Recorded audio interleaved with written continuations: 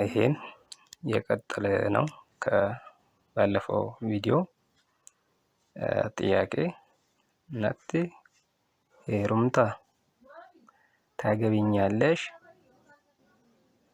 ዴቢ መልስ ኤዬ ስትል ሄሩማ አገባሃለሁ፣ ለኪ ስትል ሄሩም አላገባህም። ይሄ ወንዶች ሴቶችን የሚጠይቁት ጥያቄ ነው ማለት ነው።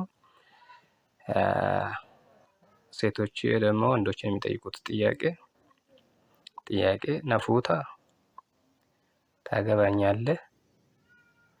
መልስ ኤዬ ስንፉዳ አገባሻለሁ፣ ለኪ ስንፉድ አላገባሽም።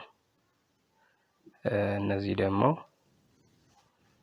የጋብቻን ጥያቄ ሲያቀርቡ ነው ማለት ነው ወንድና ሴት።